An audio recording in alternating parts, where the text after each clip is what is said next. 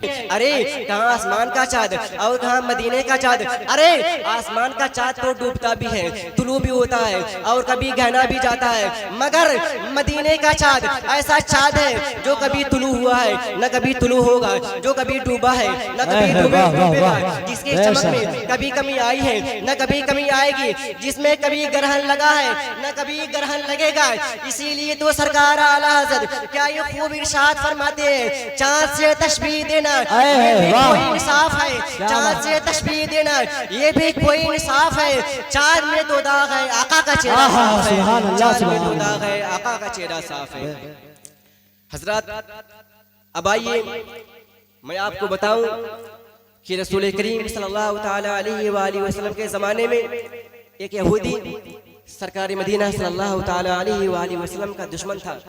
ہر وقت ہر گھڑی سرکار مدینہ صلی اللہ تعالی علیہ وآلہ وسلم کی شان میں گستاخی کرتا تھا. اس یہودی کا ایک نوجوان لڑکا تھا, ماں باپ کی آنکھوں کا تارا تھا.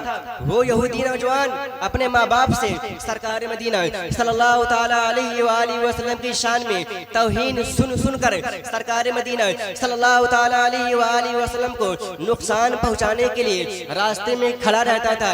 ایک دن مدینہ منورہ کے راستے سے سرکار مدینہ صلی اللہ تعالی علیہ وآلہ وسلم تشریف لے جا رہے تھے. وہ یہودی نوجوان سرکار مدینہ صلی اللہ تعالی علیہ وآلہ وسلم کے چہرے اقدس کو دیکھا, آنکھ سے آنکھ مل گئی, حضور مسکرانے لگے. اس یہودی نوجوان کے دل کی دنیا بدل گئی, عداوت کا چراغ بجھ گیا.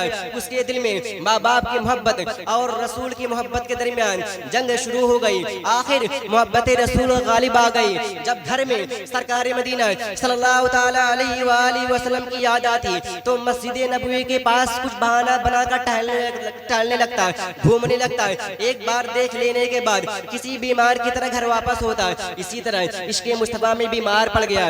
اس کے ماں باپ بہت علاج کرائے لیکن کچھ فائدہ حاصل نہیں ہو رہا تھا. وہ خوبصورت نوجوان, وہ طاقتور نوجوان کمزور ہو گیا, آواز باریک ہو گئی, اس کے پیر ٹھنڈے ہو گئے. تو اس کے باپ نے شفقت سے سر پر ہاتھ پھیرتے ہوئے کہا, اے میرے لال, اے میرے بیٹے, اگر کوئی آخری خواہش ہو تو بولو, اگر کوئی آخری تمنا ہو تو بولو. تو اس یہودی نوجوان نے کہا, اے میرا ابا جان, اگر آپ میری آخری تمنا, آخری خواہش ہنسی خوشی پورا کرنے کا وعدہ کریں تو میں اظہار کروں. تو اس یہودی نوجوان کے باپ نے کہا ٹھیک ہے. تو اس یہودی نوجوان نے کہا, اے میرے ابا جان, اے میرے ابا جان, آپ برا نہ مانیں, میں چند دنوں سے محمد عربی سرکار مصطفیٰ صلی اللہ تعالی علیہ وآلہ وسلم کے عشق و محبت میں گرفتار ہوں, لیکن آپ کے خوف سے یہ راز کسی پر ظاہر نہ کر سکا.